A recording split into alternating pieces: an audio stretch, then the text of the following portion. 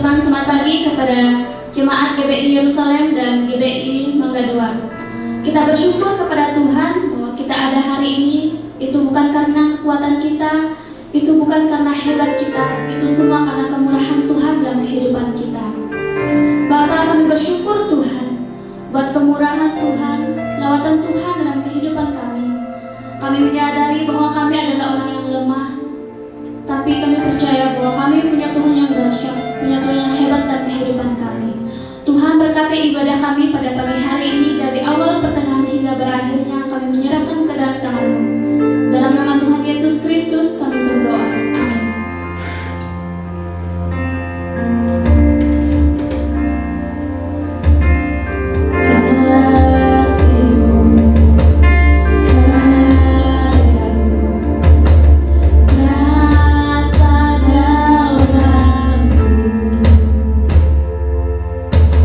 Kau pegang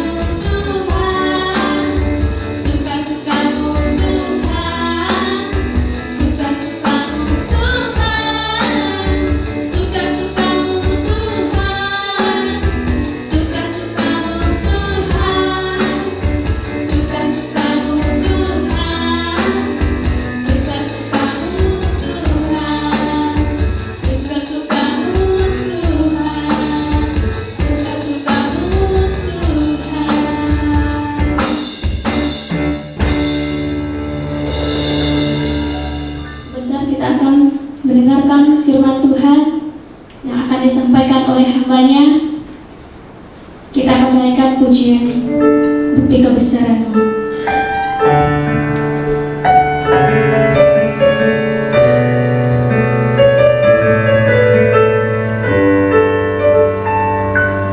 Hidupku menggenapi firman-Mu, tanda mujizat sertai tiap langkahku. Kau bersamaku di dalamku, jadi bukti kebesaran-Mu.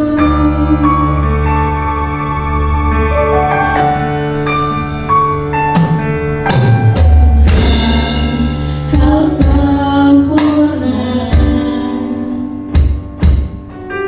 dalam rencana-Mu dan karya-Mu. Ku serahkan hidupku, murnikan dengan Roh-Mu. Tuhan, Kau sempurna. Kau sempurna dalam rencana-Mu dan karya-Mu. Ku serahkan hidupku, murnikan dengan Roh-Mu. Hidupku menggenapi firman-Mu, tanda mujizat sertai tiap langkahku. Kau bersamaku di dalamku, jadi bukti kebesaran-Mu.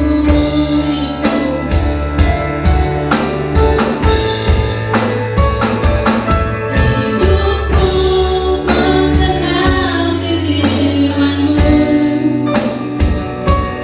tanda mujizat sertai tiap langkahku.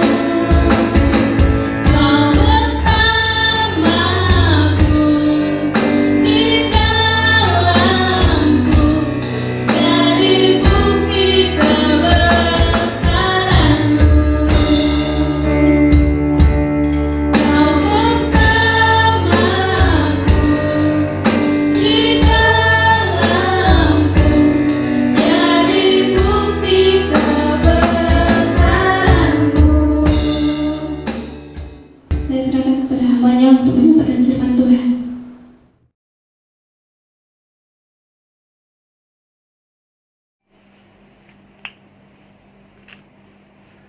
Shalom, kekasih-kekasih Tuhan yang berada di rumah. Saya percaya dalam kesempatan ini saudara tetap dalam keadaan sehat, baik jasmani maupun rohani, dan tetap dalam perlindungan Tuhan. Tidak terasa 6 bulan kita sudah beribadah secara online, dan kita tidak tahu kapan kita akan kembali bisa beribadah di gereja kita masing-masing. Tapi saya percaya apapun keadaannya, Tuhan Yesus Kristus yang sangat baik senantiasa menyertai kehidupan kita. Amin. Baik saudara-saudara yang dikasih Tuhan, sebelum kita masuk ke dalam firman Tuhan, mari kita berdoa bersama-sama. Ya Aba, ya Bapa yang kami percaya di dalam nama Tuhan Yesus Kristus, kami bersyukur kalau sampai hari ini pemeliharaan-Mu terhadap kehidupan kami dan keluarga kami, Tuhan, semuanya dalam keadaan baik. Kami dalam kecukupan, dalam perlindungan senantiasa oleh karena kemurahan, kasih dan anugerah-Mu. Kami mau mendengar firman Tuhan. Biarlah kiranya Tuhan Engkau memberkati setiap umat-Mu yang sedang beribadah secara online. Kami percaya hadirat-Mu sama dan tetap berkuasa sekalipun kami beribadah secara online. Urapi hamba-Mu yang terbatas ini Tuhan, untuk menyampaikan kebenaran firman-Mu. Biarlah kiranya Tuhan, kami semua diberkati oleh kemurahan dan kasih-Mu. Terima kasih Bapa di surga. Hanya di dalam nama Tuhan Yesus Kristus, kita yang siap menyambut kebenaran firman Tuhan, sama-sama katakan, amin. Haleluya.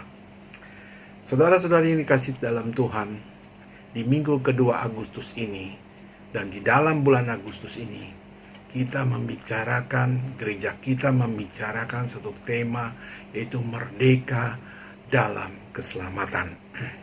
Saya ingin membawa saudara kepada satu ayat, yaitu di dalam 1 Petrus pasal 2 ayat yang ke-16. Demikian bunyinya. Hiduplah sebagai orang merdeka, dan bukan seperti mereka yang menyalahgunakan kemerdekaan itu untuk menyelubungi kejahatan-kejahatan mereka, tetapi hiduplah sebagai hamba Allah. Saudara-saudari yang dikasihi Tuhan, sebagai seorang yang merdeka, yang di sini dikatakan di dalam bahasa aslinya, yaitu bahasa Yunani, yaitu eleuthereia, atau seorang yang dimerdekakan dari belenggu-belenggu dosa, yang memperoleh kebebasan, freedom. Haruslah disadari bahwa kemerdekaan itu bukan karena kita yang berjuang untuk mendapatkan kemerdekaan, tetapi Yesuslah yang berjuang sehingga kita merdeka. Siapapun kita tidak dapat terbebas dari dosa-dosa yang kita perbuat, sebab dosa-dosa kita tidak dapat dibayar oleh segala usaha maupun perbuatan baik kita, ataupun melalui mempersembahkan korban apapun. Hanya oleh pengorbanan Yesus Kristus di atas kayu salib yang dapat memerdekakan kita dari dosa. Jika Anda percaya, katakanlah amin. Saudara-saudari yang dikasihi Tuhan, kita yang percaya dan beriman kepada Kristus adalah orang-orang yang merdeka. Kita memang tidak berjuang untuk memerdekakan diri kita, tetapi kita harus senantiasa berjuang untuk berbuat kebenaran dan kebaikan. Ini adalah sebagai bukti iman kita. Dan kita terus berjuang untuk mempertahankan kemerdekaan yang telah diberikan kepada kita. Oleh karena itu, Petrus mengingatkan juga agar kita jangan menyalahgunakan kemerdekaan itu demi untuk menyelubungi kejahatan-kejahatan kita. Tetapi kita harus hidup sebagai hamba Allah, atau doulos, atau slave. Kita sebenarnya adalah budak. Dalam ayat sebelumnya, 1 Petrus pasal 2 ayat 11 dan 12, Petrus juga menasehatkan bahwa kita adalah pendatang di bumi ini. Kita adalah perantau yang harus menjauhkan diri dari keinginan-keinginan daging yang berjuang melawan jiwa. Dan kita harus memiliki cara hidup yang baik di tengah bangsa-bangsa. Saudara-saudari yang dikasihi Tuhan, kita telah dimerdekakan dan yang telah diutus di atas bumi ini sesungguhnya adalah milik Kristus. Dan kita yang hidup di bumi ini adalah sebagai pendatang atau perantau yang datang tanpa membawa apapun.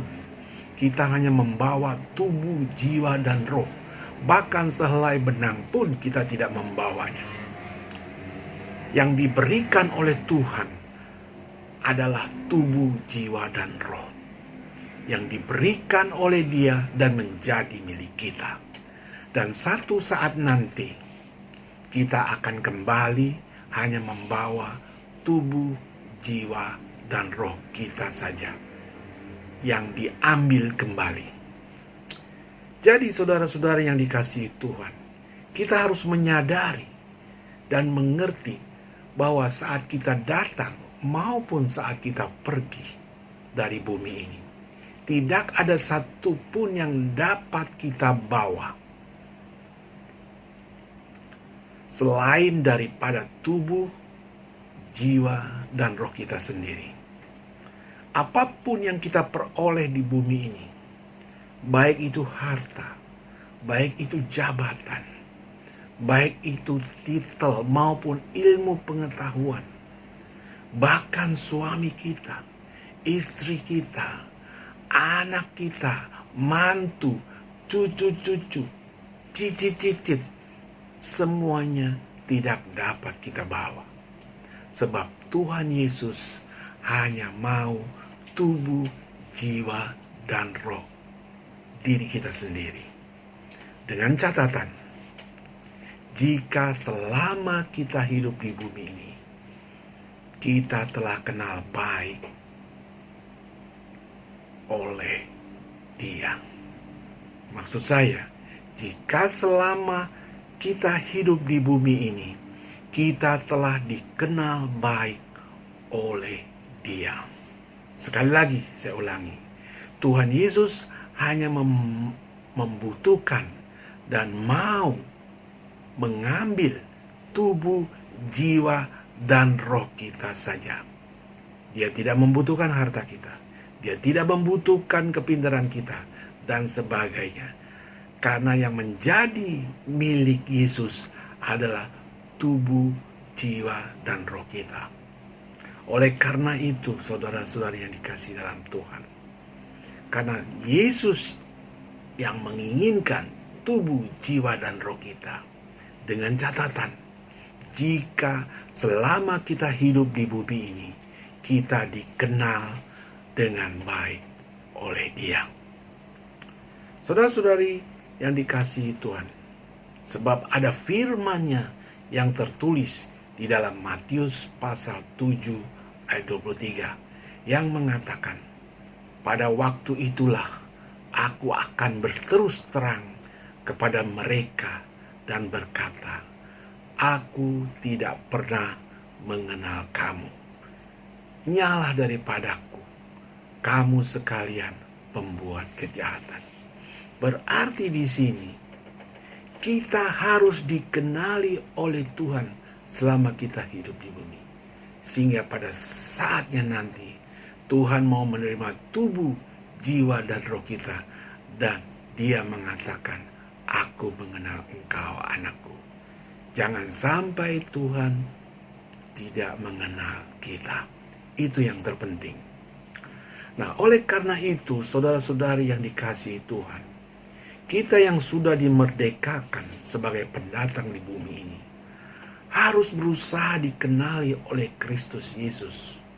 Dan untuk dikenali Yesus, haruslah kita menyadari bahwa hidup ini bukannya milikku lagi, tetapi juga milik Kristus.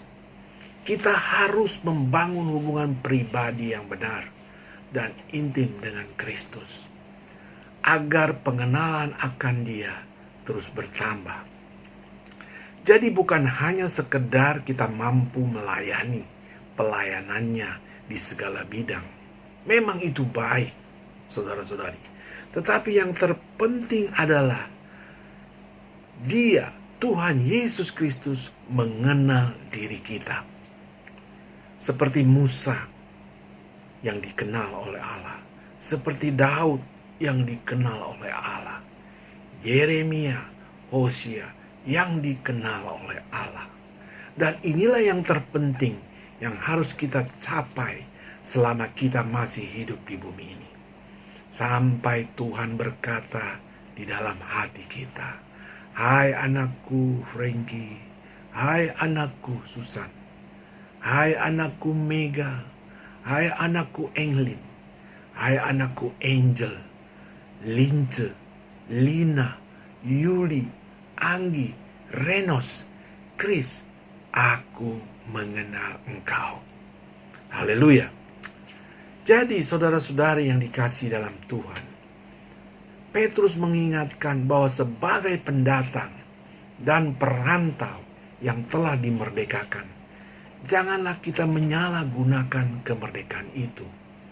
Kita yang dimerdekakan oleh sebab Tuhan mengasihi kita. Bukan kita yang mengasihi Tuhan, tapi Tuhan yang mengasihi kita sehingga kita dimerdekakan. Dan Ia memberikan kepada kita hak istimewa, yaitu kemerdekaan. Namun hak istimewa itu jangan sampai menjadikan kita sombong atau bermegah diri, apalagi sampai menyalahgunakannya. Tetapi kita harus menyadari bahwa hidup kita yang merdeka ini bukanlah milikku lagi, tetapi juga menjadi bagian miliknya Tuhan. Dan sepatutnya lah kita harus dapat menempatkan diri sebagai hambanya yang setia. Yang setuju katakan amin. Sebagai seorang hamba yang setia kepada Tuhan, firman-Nya di dalam 1 Petrus pasal 2 mengingatkan ada 3 hal, yaitu dapat mengasingkan diri dari keinginan duniawi. Sebagai seorang hamba kita harus dapat mengasingkan diri dari keinginan-keinginan duniawi. Itu yang pertama.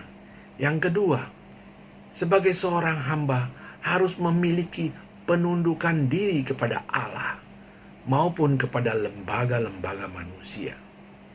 Dan yang ketiga, sebagai hamba Allah, kita harus menjaga kemerdekaan sebagai hamba Allah dengan benar. Nah, saudara-saudari yang dikasihi dalam Tuhan, oleh karena itu, seorang hamba Allah yang setia, yang dimerdekakan, haruslah loyal dan rela berkorban. Sebab dengan sikap loyal dan rela berkorban, maka kita dapat membuktikan diri sebagai seorang hamba yang setia. Dan itulah yang menjadi tema minggu kedua di bulan Agustus ini. Tema firman Tuhan yang saya ingin sampaikan adalah tentang loyalitas seorang hamba Tuhan. Loyal berbeda dengan royal, hanya beda huruf L dan huruf R di depannya. Sekalipun mata dunia menilai bahwa sikap royal sering dianggap loyal. Memang kedua sikap ini, loyal dan royal, sama-sama memperlihatkan adanya suatu pengorbanan. Tetapi pengorbanan yang terbentuk dari sikap loyal, sekali lagi, pengorbanan yang terbentuk dari sikap loyal terjadi karena adanya kemauan sekalipun di dalam keterbatasan dan kekurangan. Sedangkan pengorbanan yang terbentuk dari sikap royal terjadi karena kemampuan dan di dalamnya terdapat kelebihan dan kelimpahan. Itu bedanya. Jadi beda-beda tipis. Nah, saudara-saudara yang kasih dalam Tuhan, loyal mempunyai arti setia dan patuh. Sikap loyal ini menunjukkan kepatuhan yang teguh dan konsisten. Seseorang bisa dikatakan loyal karena dia mempunyai kepatuhan dan konsisten di dalam perbuatan baiknya. Suatu sikap loyal membutuhkan waktu yang cukup panjang sehingga seseorang dapat dikatakan loyal. Dan untuk membuktikan bahwa dia itu loyal, serta diperlukan suatu tindakan yang optimal. Sedangkan royal adalah suatu sikap yang berlebihan atau melampaui batas dari yang sewajarnya. Jadi saudara-saudari yang dikasihi Tuhan, yang membuktikan seorang hamba Allah itu setia atau tidak adalah loyal atau tidak loyalnya ia kepada Allah. Karena dengan sikap yang loyal akan menentukan kerelaan dirinya untuk berkorban. Seperti Yesus sendiri yang telah loyal kepada Bapa dan ia rela berkorban. Dalam kesempatan ini, saya ingin menyampaikan apa yang telah Roh Kudus berikan pada saat saya mempersiapkan firman Tuhan ini. Saya ingin memberikan 3 ciri-ciri loyalitas seorang hamba Tuhan yang setia. Kita langsung masuk ke ciri loyalitas yang pertama. Mari kita simak pembacaan firman Tuhan dari Kisah Para Rasul pasal 5 ayat 1-3. Ada seorang lain yang bernama Ananias. Ia beserta istrinya Safira menjual sebidang tanah. Dengan setahu istrinya, ia menahan sebagian dari hasil penjualan itu dan sebagian lain dibawa dan diletakkannya di depan kaki rasul-rasul. Tetapi Petrus berkata, "Ananias, mengapa hatimu dikuasai iblis, sehingga engkau mendustai Roh Kudus dan menahan sebagian dari hasil penjualan tanah itu?" Saudara-saudari yang dikasihi Tuhan, peristiwa yang dibacakan tadi adalah tentang Ananias dan Safira. Peristiwa ini pasti sering saudara-saudari dengar. Mereka berdua adalah hamba Tuhan yang mendukung pelayanan Tuhan dan mempersembahkan kepada Tuhan dari hasil penjualan tanahnya. Mereka meletakkan persembahan hasil penjualan tanahnya di bawah kaki rasul-rasul. Tetapi mereka berdua tidak berterus terang kepada para rasul. Bahkan mereka berdua saling menutupi kebohongan mereka. Sehingga Petrus berkata, "Mengapa hatimu dikuasai iblis, sehingga engkau mendustai Roh Kudus?" Saya ulangi. Sehingga Petrus berkata, "Mengapa kamu dikuasai iblis, sehingga engkau mendustai Roh Kudus?" Saudara-saudari yang dikasihi dalam Tuhan, mengapa Petrus mengatakan, "Sehingga engkau mendustai Roh Kudus"? Rupanya setiap hamba Tuhan yang melayani Tuhan, bahkan yang mempersembahkan Tuhan, di dalam dirinya ada Roh Allah. Tetapi ketika dia tidak setia, dia tidak jujur, dia saling menutupi kebohongannya. Sehingga Petrus berkata, "Engkau mendustai Roh Kudus yang ada di dalam dirinya." Sehingga Petrus mengatakan, "Mengapa sehingga engkau mendustai Roh Kudus?" Saudara-saudari yang dikasihi dalam Tuhan, mengapa Petrus berkata demikian kepada Ananias? Sehingga engkau mendustai Roh Kudus. Walaupun di ayat selanjutnya Petrus mengulangi lagi dengan berkata, "Engkau bukan mendustai manusia, tetapi mendustai Allah." Hal ini menunjukkan bahwa loyalitas Ananias dan Safira yang sebagai hamba Allah masih setengah hati dalam kesetiaannya. Demikian juga setengah hati di dalam keterus-terangannya dan setengah hati di dalam pengorbanannya. Padahal dirinya sudah dipenuhi dengan Roh Kudus sebagai hamba Allah. Sehingga Petrus berkata, "Mengapa engkau mendustai Roh Kudus?" Roh Kudus yang ada di dalam diri Ananias dan Safira. Karena Ananias dan Safira itu yang mendustai, berbohong kepada Petrus, dia juga berarti mendustai Roh Kudus yang ada di dalam dirinya. Sehingga itu Petrus mengatakan, "Mengapa engkau mendustai Roh Kudus?"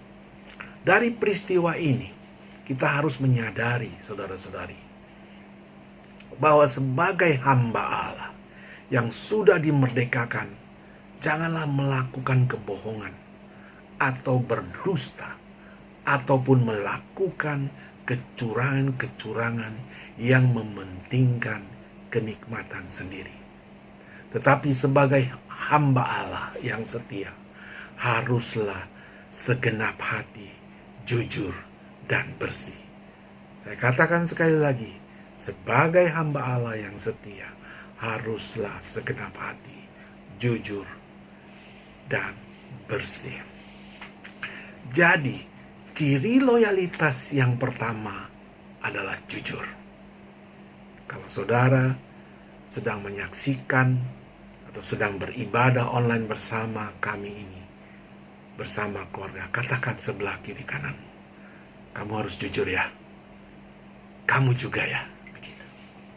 Nah, saudara-saudari yang dikasih dalam Tuhan, jadi ciri loyalitas pertama adalah jujur.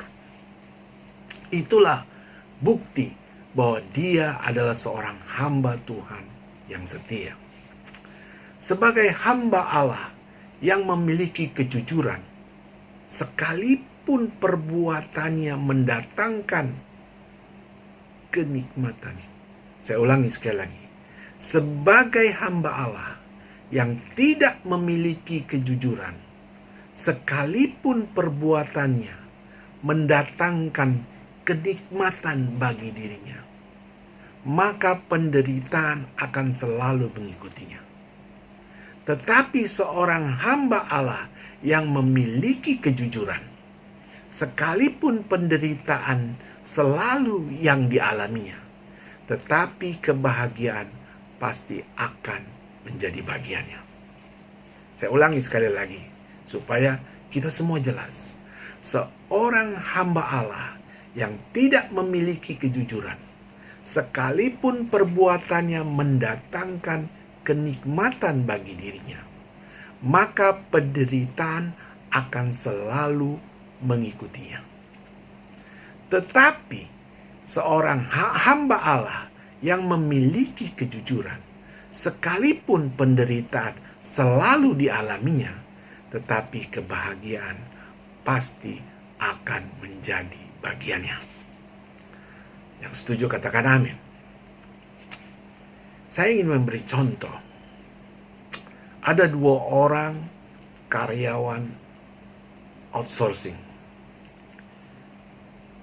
Yang satu bernama Mujeni, yang satu bernama Egy Sandi. Keduanya adalah pegawai atau karyawan kontrak sebagai pengawal dan kebersihan di KRL Jakarta Bogor. Pada saat melakukan tugasnya, kedua karyawan outsourcing ini, mereka menemukan sebuah kantong plastik hitam. Di dalamnya ada bungkusan kertas koran. Ternyata setelah mereka buka, ternyata isi dari kantong plastik hitam itu berisi uang tunai sebesar 500 juta rupiah. Ternyata uang itu yang ada di dalam kantong plastik tertinggal oleh seorang pria yang sudah sepuh di bawah bangku KRL prioritas. Mujedi dan Egy ini, sekalipun mereka karyawan kontrak, sudah pasti hidupnya berkekurangan. Tetapi mereka berdua memiliki kejujuran. Mereka mengatakan bahwa uang itu bukan hak saya. Dan mereka berdua melapor penemuan kantongan plastik hitam yang berisi uang 500 juta, pecahan 100.000 kepada atasannya, dan kemudian mengembalikan kepada sang pemilik uang tersebut. Saudara-saudari yang dikasihi Tuhan, dalam keadaan ekonomi yang sesulit seperti sekarang ini, di mana karyawan banyak yang di PHK, gaji pun tidak naik. Bahkan ada gaji dari beberapa perusahaan yang harus dikurangi. Kalau tidak, perusahaan tidak mampu membayar gaji karyawan. Ini semua sebagai dampak pandemik yang berkepanjangan. Namun masih ada sebuah kejujuran yang lahir. Hal ini membuktikan bahwa masih ada orang yang mempunyai loyalitas yang tinggi dalam keadaan seperti ini. Saudara-saudari yang dikasihi Tuhan, Mujeni dan Egi ini mengatakan bahwa kejujuran lebih berharga dari uang senilai 500 juta. Coba saudara bayangkan, di dalam kereta rupanya lebih aman daripada di dalam gereja. Di dalam gereja banyak yang sering kehilangan dompet, kehilangan handphone. Tetapi di kereta rupanya lebih aman. Uang 500 juta tidak hilang. Saudara-saudari yang kasih dalam Tuhan, kedua karyawan outsourcing ini, mereka membiarkan keinginan dagingnya untuk melawan jiwanya. Mereka berdua rela berkorban untuk mempertahankan kesetiaan dan kepatuhannya sebagai karyawan kontrak. Kita bisa lihat di sini, rupanya kerelaan berkorban mempertahankan kesetiaan dan kepatuhannya walaupun sebagai karyawan kontrak, tetapi loyalitasnya ditunjukkan kepada mereka berdua, yaitu kejujuran. Apa yang terjadi? Tadi saya sudah katakan, apabila seorang hamba yang jujur, sekalipun yang dialaminya adalah penderitaan, maka kebahagiaan akan dinikmati pada akhirnya. Demikian juga terjadi terhadap Mujeni dan Egi. Keduanya ini berakhir dengan sebuah kebahagiaan yang menjadi bagian mereka berdua. Apa yang tidak pernah mereka lihat, dan apa yang tidak pernah mereka dengar, dan apa yang tidak pernah timbul dalam hati mereka, maka semua yang terbaik disediakan bagi Tuhan. Haleluya. Mujeni dan Egi akhirnya mendapatkan. Saudara bisa perhatikan di sini. Dia mendapat asuransi dana investasi senilai 500 juta per orang dari PT Bank Rakyat.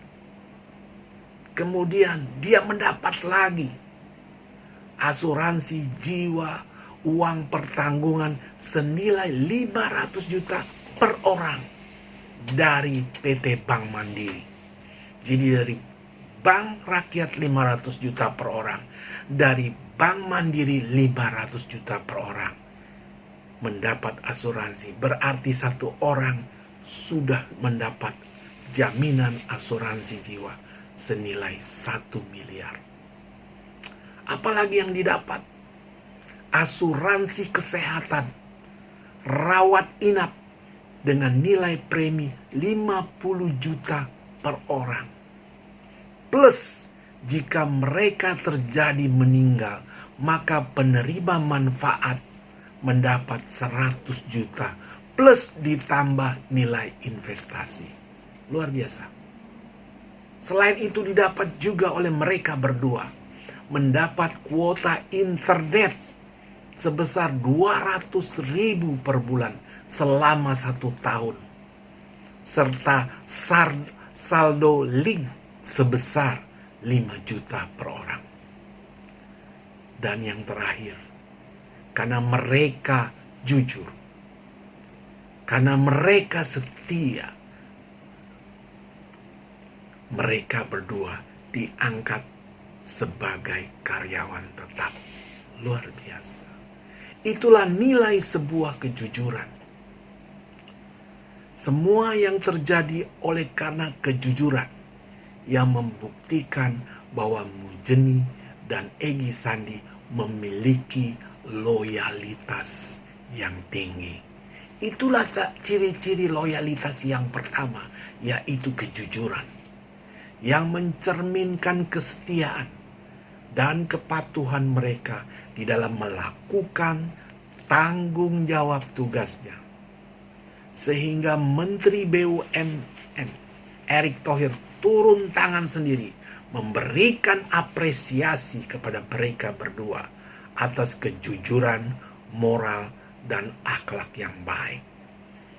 Dan patut diteladani bagi semua karyawan, terutama kepada para pemimpin. Jadi, ciri loyalitas pertama yang harus dimiliki seorang hamba Allah adalah kejujuran. Itu yang pertama. Sekarang kita masuk ke ciri loyalitas yang kedua.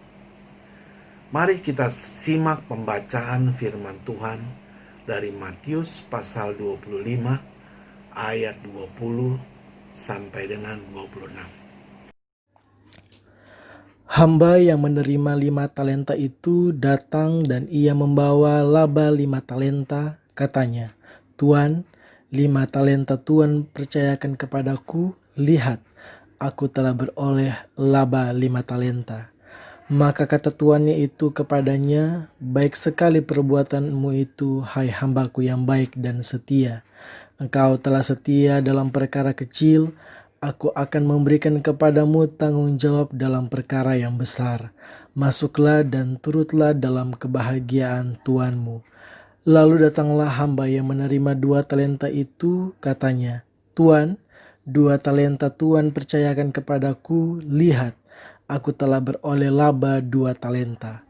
Maka kata tuannya itu kepadanya, "Baik sekali perbuatanmu itu, hai hambaku yang baik dan setia.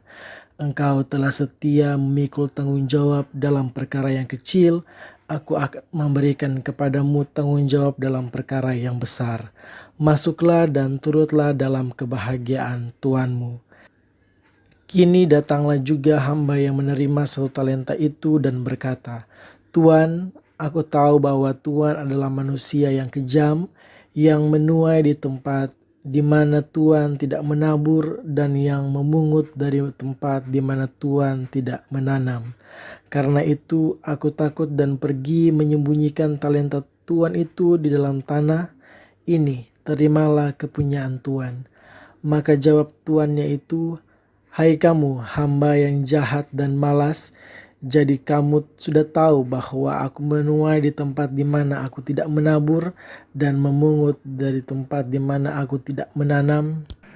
Perumpamaan yang dibacakan ini adalah perumpamaan tentang kerajaan sorga. Ini adalah perumpamaan terakhir dari 3 perumpamaan yang disampaikan Yesus Kristus kepada murid-muridnya. Dan saya percaya saudara-saudari pun sudah berulang kali mendengarnya.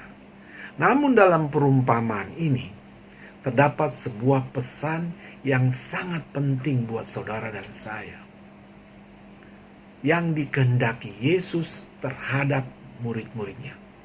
Demikian juga yang dikehendaki Yesus ini juga berlaku buat saudara dan setiap kita yang sebagai hamba Tuhan. Terhadap kedua hamba yang berhasil melipat gandakan seperti apa yang tadi dibacakan oleh saudara Gilbert, yang dapat melipat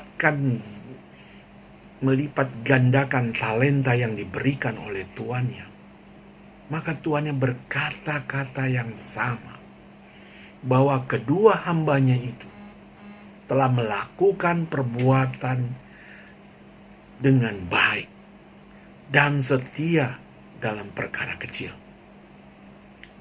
Tetapi kepada seorang hambanya yang menerima 1 talenta, Tuhan yang berkata, "Hai kamu hamba yang jahat dan malas."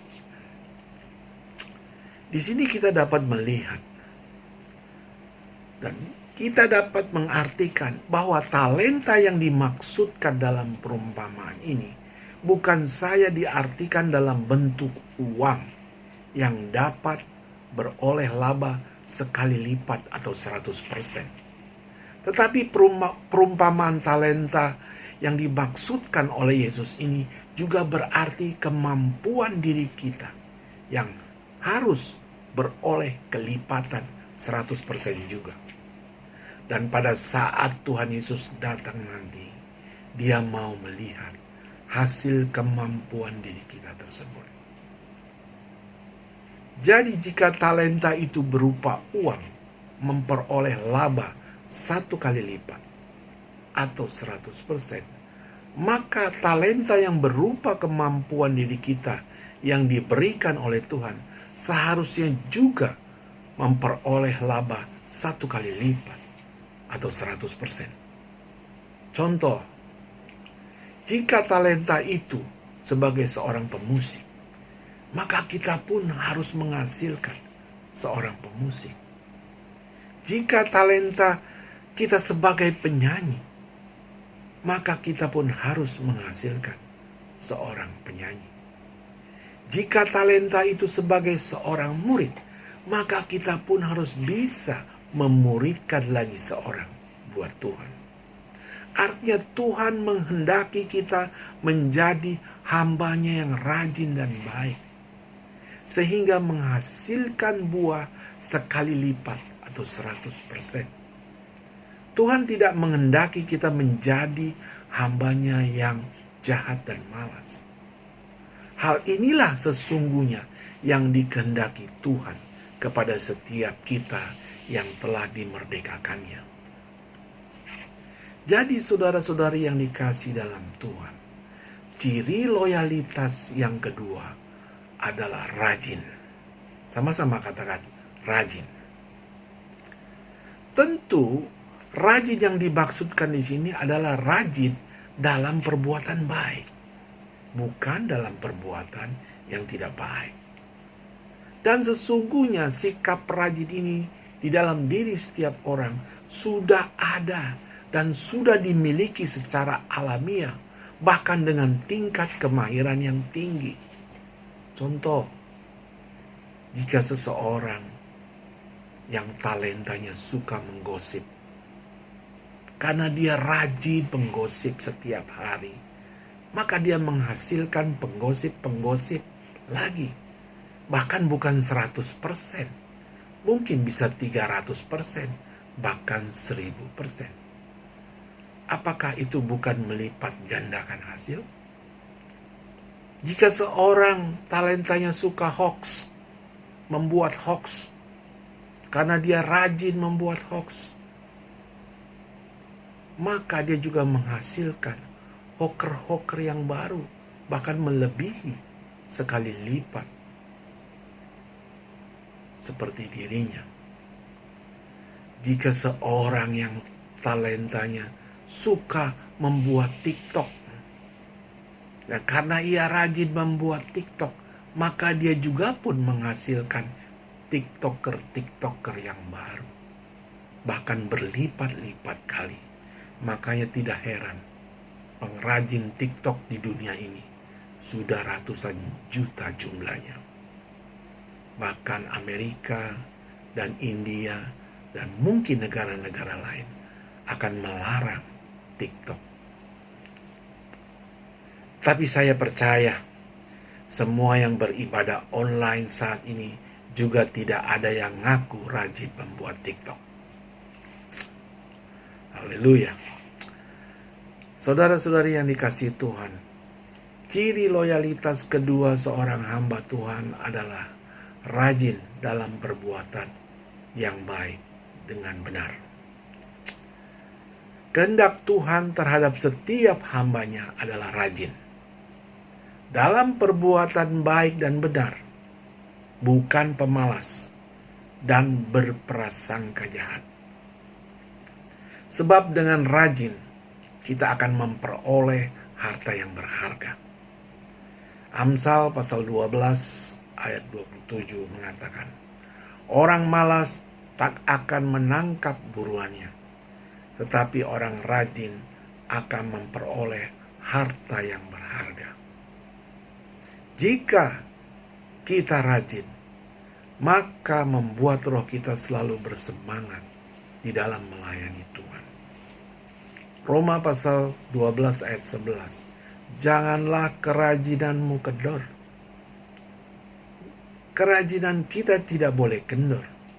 Biarlah rohmu menyala-nyala dan layanilah Tuhan. Dan jika kita rajin berbuat kebaikan, maka kita akan disukai orang. Dan tidak ada orang yang akan berbuat jahat kepada kita. Firman Tuhan juga mengatakan di dalam 1 Petrus pasal 3 ayat 13 yang berbunyi demikian. Dan siapakah yang akan berbuat jahat terhadap kamu jika kamu rajin berbuat baik? Haleluya. Yang setuju katakan amin. Jadi ciri loyalitas kedua yang harus dimiliki seorang hamba Allah adalah rajin berbuat kebaikan. Ciri loyalitas yang terakhir, yang ketiga. Mari kita simak pembacaan firman Tuhan dari Kejadian pasal 22 ayat 9 sampai 12 dan ayat 18. Sampailah mereka ke tempat yang dikatakan Allah kepadanya. Lalu Abraham mendirikan mezbah di situ, disusunnyalah kayu, diikatnya Ishak anaknya itu, dan diletakkannya di mezbah itu di atas kayu api. Sesudah itu Abraham mengulurkan tangannya lalu mengambil pisau untuk menyembelih anaknya. Tetapi berserulah malaikat Tuhan dari langit kepadanya, "Abraham, Abraham." Sahutnya, "Ya Tuhan." Lalu ia berfirman, "Jangan bunuh anak itu dan jangan kau apa-apakan dia, sebab telah ku ketahui sekarang bahwa engkau takut akan Allah dan engkau tidak segan-segan untuk menyerahkan anakmu yang tunggal kepadaku. Oleh keturunanmu lah semua bangsa di bumi akan mendapat berkat karena engkau mendengarkan firmanku."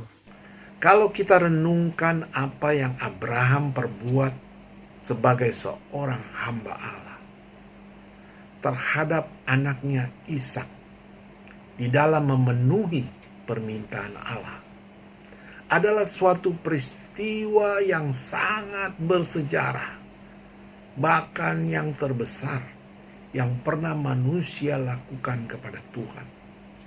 Sehingga Allah berseru dari sorga dan menyatakan sumpah kepada dirinya sendiri. Kejadian pasal 22 ayat 16 dan 17 mencatat, katanya, "Aku bersumpah demi diriku sendiri, demikianlah firman Tuhan, karena engkau telah berbuat demikian. Dan engkau tidak segan-segan untuk menyerahkan anakmu yang tunggal kepadaku, maka aku akan memberkati engkau berlimpah-limpah dan membuat keturunanmu sangat banyak seperti bintang di langit dan seperti pasir di tepi laut. Dan keturunanmu itu akan menduduki kota-kota musuhnya." Haleluya. Dalam ayat yang ke-18 yang juga dibacakan tadi oleh saudara Gilbert, dikatakan, "Oleh keturunanmu lah semua bangsa di bumi akan mendapat berkat, karena engkau mendengarkan firman-Ku." Penekanannya adalah karena engkau mendengarkan firman-Ku. Yang dimaksud di sini adalah karena Abraham mendengarkan firman Allah. Saya selidiki di dalam Bible Study kalimat "engkau mendengarkan firman-Ku". Lebih jelas lagi maknanya dikatakan dalam bahasa Inggrisnya, "Thou hast obeyed my voice." Atau di dalam bahasa Ibraninya yang lebih asli lagi dikatakan Asher Xiaomah Kole, yang artinya engkau menuruti atau mematuhi suaraku. Jadi Abraham menuruti dan mematuhi suara Tuhan. Oleh sebab itu Abraham tidak segan-segan menahan dirinya untuk mempersembahkan Ishak kepada Allah. Karena kepatuhan Abraham inilah membuktikan bahwa Abraham adalah hamba yang sungguh-sungguh setia kepada Allah, sehingga Allah bersumpah kepada dirinya sendiri. Jadi saudara-saudari yang dikasihi Tuhan, ciri-ciri loyalitas yang ketiga sebagai hamba Tuhan yang setia adalah patuh. Sama-sama katakan patuh.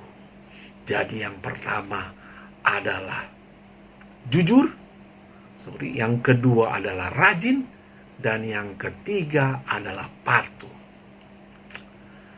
Kepatuhan Abraham sebagai hamba Allah adalah bentuk loyalitas yang sangat dihargai Allah. Sehingga Allah menyediakan seekor anak domba yang putih dan bersih sebagai pengganti kepatuhan Abraham yang tidak segan-segan mengorbankan anaknya yang tunggal Ishak itu kepada Allah. Kepatuhan Abraham ini yang membuat Allah bersumpah kepada dirinya sendiri dan menyediakan seekor anak domba yang putih dan bersih. Dan karena kepatuhan Abraham inilah saya rasa, ini menurut perasaan hati saya secara pribadi, bahwa Allah juga ingin membuktikan sumpahnya sendiri kepada Abraham. Kalau Allah juga tidak segan-segan akan kasihnya kepada dunia ini, di mana di dalam dunia ini terdapat keturunan Abraham yang sudah banyak seperti bintang di langit dan seperti pasir di tepi laut.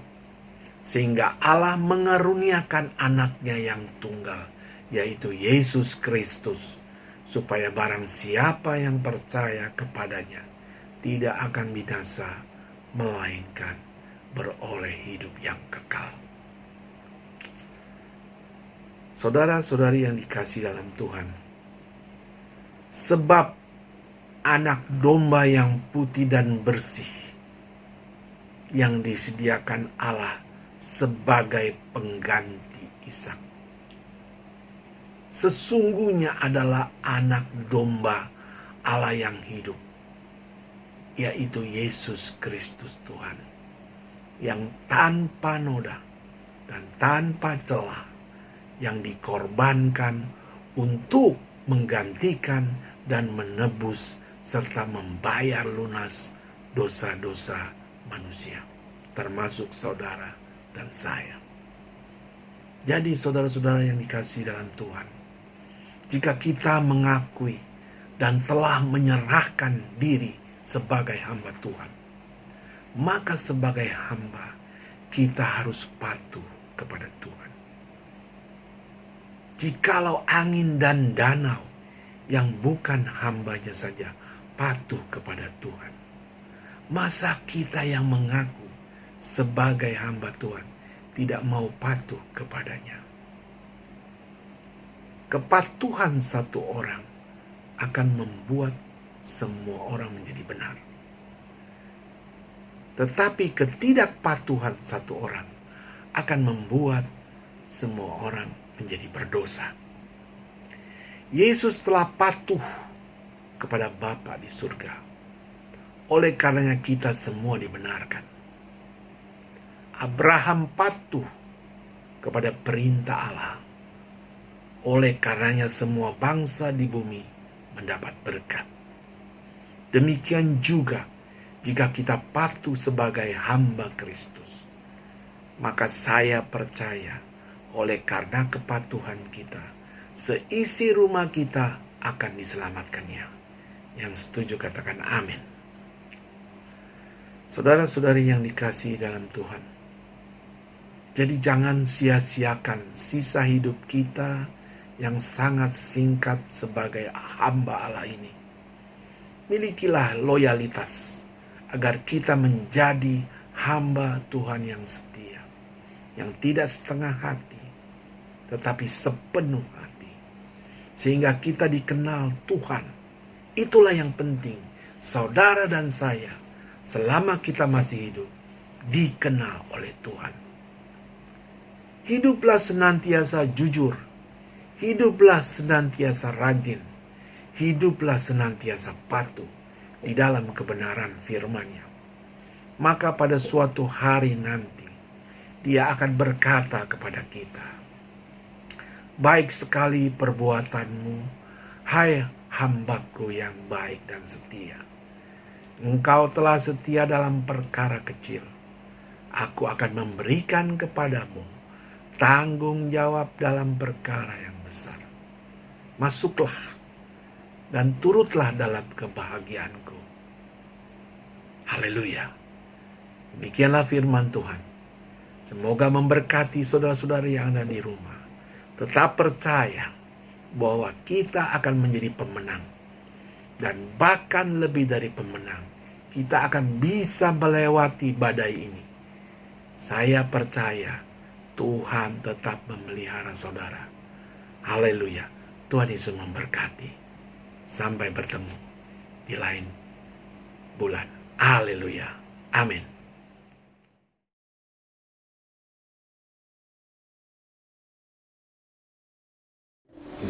Ya, shalom. Terima kasih bagi hambanya Pak Regi Hilman yang telah sharing kebenaran Tuhan, bagaimana kita sebagai para pelayan Tuhan, para hamba-hamba Tuhan menjadi satu loyalitas dalam kita menjadi Tuhan. Biarlah kita tetap setia dan berintegritas. Biarlah kita ada suatu bersama pemikiran dengan Allah kita yang hidup, sehingga kita menjadi suatu pemahaman benar tentang Allah kita, sehingga kita terus setia dan kita loyal kepada Tuhan kita. Ya, sekali lagi terima kasih hambanya yang telah sharing kebenaran Tuhan pada pagi hari ini. Ya, sedikit Tuhan yang saya kasih, ada beberapa hal yang akan saya sampaikan. Pertama adalah untuk minggu depan kita akan kembali ibadah dalam gedung gereja pada tanggal 16 Agustus, ya, baik di GBI Yerusalem maupun di GBI Mangga 2. Di Yerusalem jam 10 pagi, di GBI Mangga 2 jam 5 sore, kita akan kembali ibadah dalam gedung gereja. Yang kedua adalah tetap kita jaga kesehatan. Pada waktu kita ke gereja, kita akan terus menjaga protokol kesehatan dengan ketat. Jangan lupa bawa masker, lalu kita cuci tangan, semprot sanitizer, lalu kita duduk yang telah ditentukan oleh petugas gereja. Dan kita terus mengikuti perkembangan demi perkembangan. Dan kita tahu sendiri sampai hari ini keterjangkitan kita untuk DKI terus meningkat, dan itu perlu sebagai orang percaya mewaspadai akan hal itu. Ya, biarlah kita sebagai terang menjadi garam dunia di tengah-tengah pandemi ini, kita menjadi contoh.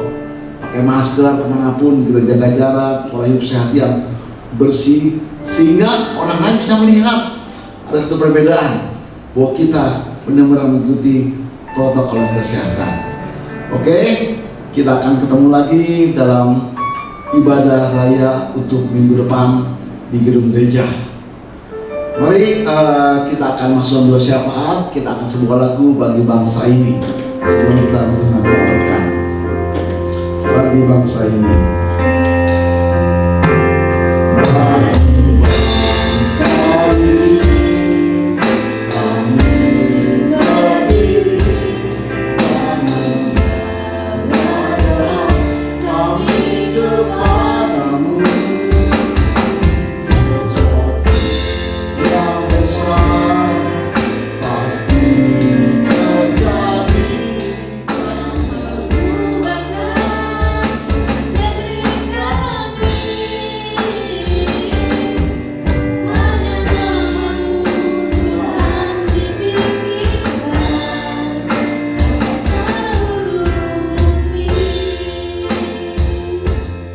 Terima kasih Bapak segala pimpinan dan penyertamu dari dari awal hingga akhir dalam ibadah pada bagian Tuhan. Kami bersyukur segala pujian iman kami yang kami panjatkan kehadiran Tuhan, kiranya itu menjadi sesuatu yang berharum dalam Engkau Tuhan dan memuliakan Engkau Bapa. Dan kami umat-Mu merasakan hadirat-Mu Tuhan dan jamaah Engkau dalam ibadah di rumah kami masing-masing Tuhan. Terima kasih Bapa, berdoa untuk pemerintah Indonesia, Tuhan mampukan para tim gugus tugas yang melaksanakan tugas untuk pemberantasan dan pemulihan pada pandemi ini Tuhan. Biarlah para relawan, tim medis, dokter dan juga para kepala daerah, TNI Polri yang terus berjuang agar boleh menjalankan protokol kesehatan bagi seluruh rakyat Indonesia. Terima kasih Bapa, hamba berdoa untuk sidang jemaat-Mu Tuhan yang saat ini sedang mengalami satu problem masalah apapun, baik penyakit, ekonomi, masalah rumah tangga. Tuhan lawat, Tuhan hadir, Tuhan memampukan kami semua Tuhan untuk dapat mengatasi segala problem masalah tentang hidup kami Tuhan. Hamba serahkan semua tangan. Terima kasih Bapa, hamba berdoa juga untuk keluarga Bapak Asar Tuhan yang dimana istrinya akan segera melahirkan. Tuhan tolong, Tuhan campur tangan di dalamnya. Hamba percaya Roh Kudus menguatkan, Roh Kudus selalu memberikan kesehatan dan Tuhan selalu menjamah kehidupan dia. Hamba percaya Ibu Ani akan terus kuat Tuhan sampai proses kelahiran melahirkan boleh terjadi Tuhan. Dengan selamat ibu dan anak boleh sehat Tuhan. Terima kasih Bapa. Masyarakat semua dalam tangan Tuhan Yesus. Terima kasih Bapa. Kami umat-Mu siap menerima berkat-Mu. Mari sidang jemaat Tuhan yang saya kasih, kita buka tangan, arahkan hati dan pikiran kita kepada Kristus sebagai kepala gereja kita dan menjadi pusat kebenaran hidup kita. Terimalah berkat dari Allah Bapa di surga melalui cerita kasih rahmat kepada Putra yang tunggal Kristus di dalam bersama dengan Roh Kudus mulai saat ini sampai Maranatha. Tuhan Yesus akan kembali. Kita semua percaya dan telah menerima berkat Tuhan. Mari kita sama-sama katakan amin. Kami